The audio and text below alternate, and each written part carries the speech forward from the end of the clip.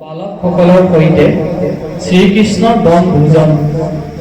ও ৰাম পুনি কৰুণী পতিৰ মিলিল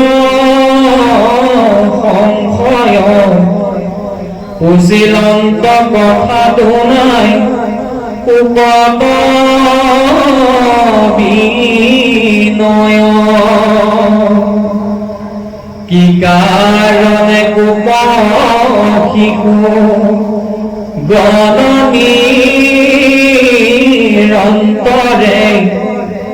অভবধ কৈলায়ে বৈষয় অন্তৰে।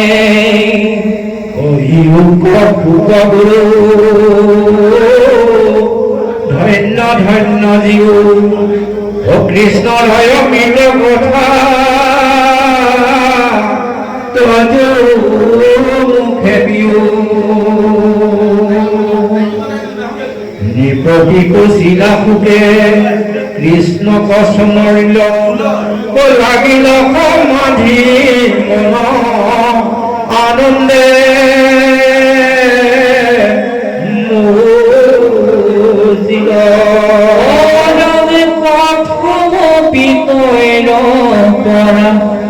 চিত কৰিবাজ বোলন শুনি ভাগ মত মহাৰাজ। সাৰ্থক কুশিলা ধন্য কৌৰৱনন্দন, কৃষ্ণৰ কথাত শ্ৰদ্ধা বাঢ়ে অনুক্ষণ।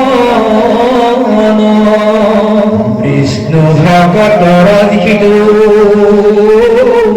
সহস্ৰ লক্ষণ, মদ মাধৱৰ কুৰু সৰ্বন কীৰ্তন। কৃষ্ণৰ কথা কেনে কেনে প্ৰীতি বাঢ়ে,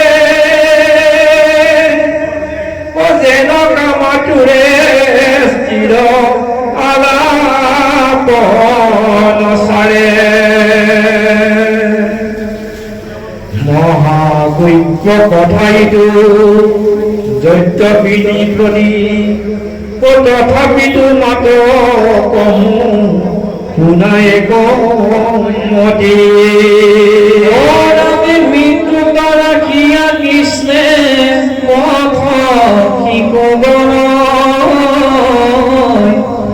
যমুনাৰ বালি নমাই বুলিলা বচন। দেখিও কোমল বালি কেন মথান, পদ্মগন্ধে ভ্ৰময়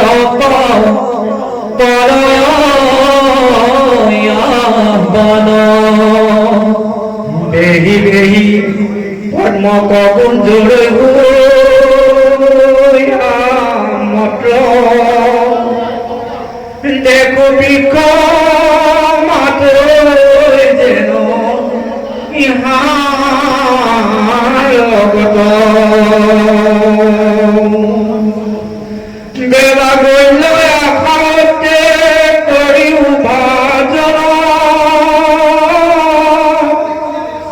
পানী পিয়া কাষতে লোক বৎসগণ। গোপ শিশুসকলে কৃষ্ণৰ শুনিবাণী, গাঁৱে গাঁৱে বৎস কপি আইলানি আপনি।